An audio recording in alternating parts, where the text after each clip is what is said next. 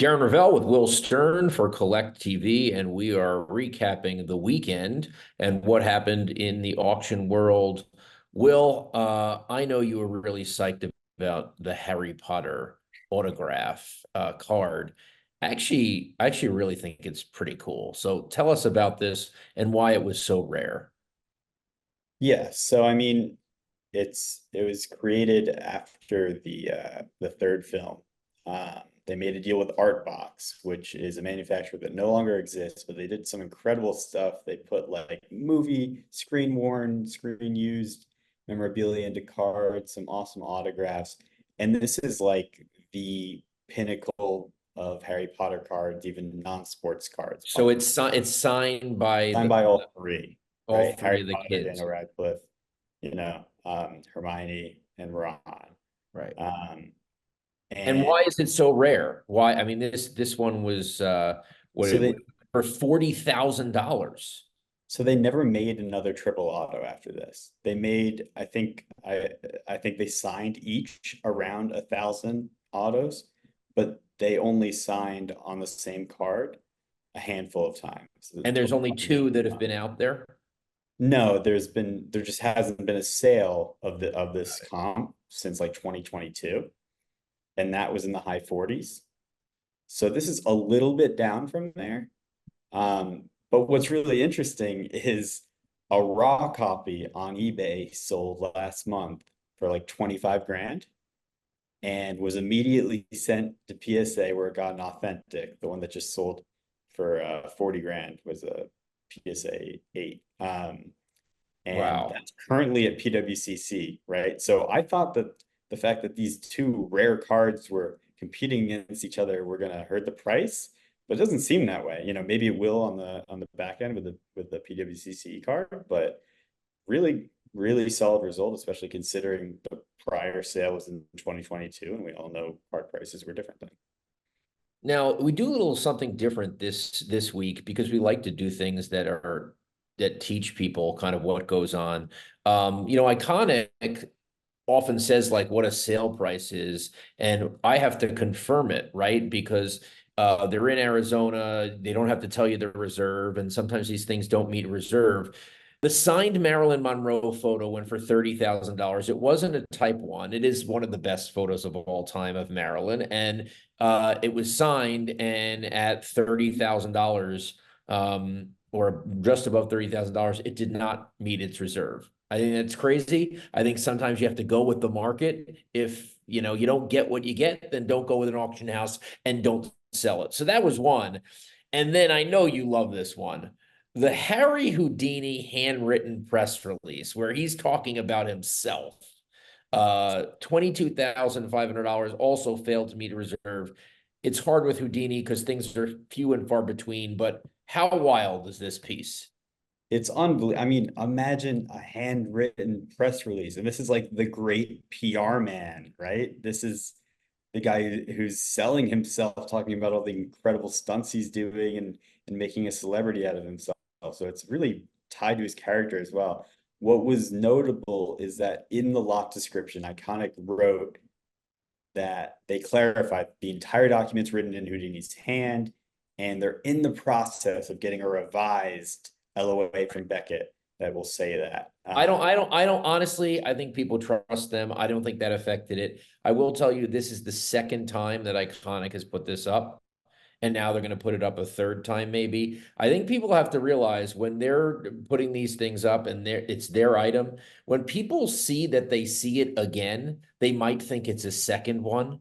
That's why the value of these things, if you put it up too many times in succession and try to sell it, the price does get hurt. So this is the second time I've seen this over the last couple months. And I think that probably hurt it. And it gets harder and harder if you keep putting these things up because of the way that people react when they see it again. Not to mention the fact that Iconic's not publicizing that it didn't meet the reserve. If you check, Yes. it'll say a final price. So that might act like a comp, which is just confusing things. Then I want to talk about three pieces of media which we're all looking at right now: VHS, cassette tape, and video games.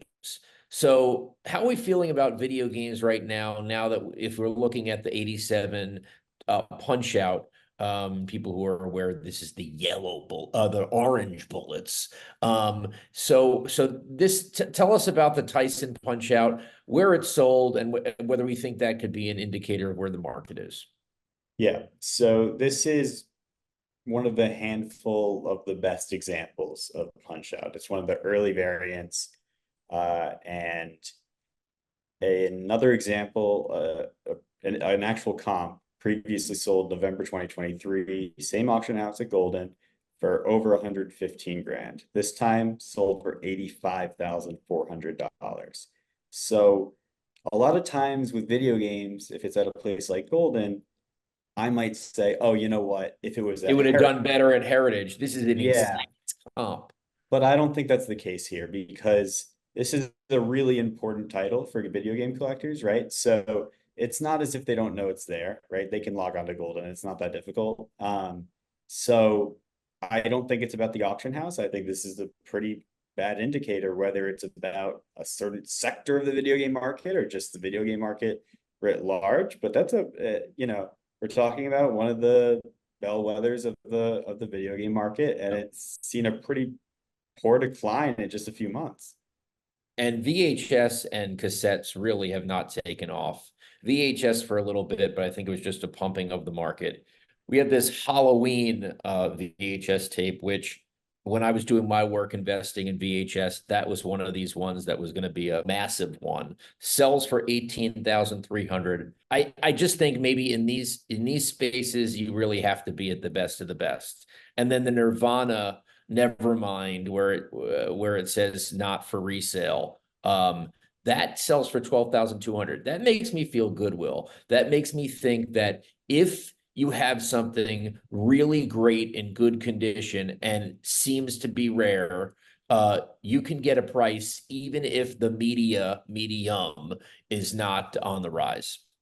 Yeah, I think that the cassette, so this is the Nirvana Nevermind promotional copy. So it was sent out prior to the release of the album to critics. There are around 300 produced.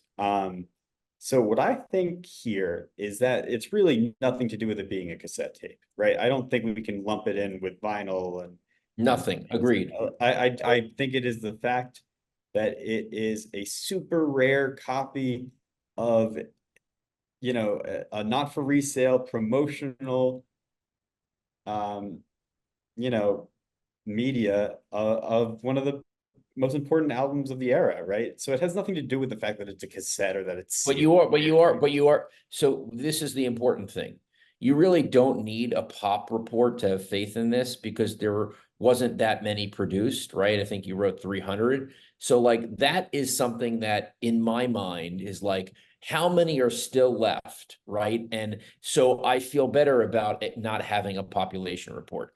In some of these others where people are telling me it's Star Wars 1982 or Star Wars 9, and I'm forced to guess, that's where I'm in no man's land as a buyer. And so I think the fact that it is so rare makes a difference here. All right, I want to end with the Beatles on Paul McCartney's birthday. Perry Cox is the ultimate Beatles guy, and he sells things on eBay. A lot of it, I guess, is on consignment, and it's gold when he puts it up. I had never seen a full Hollywood Bowl ticket.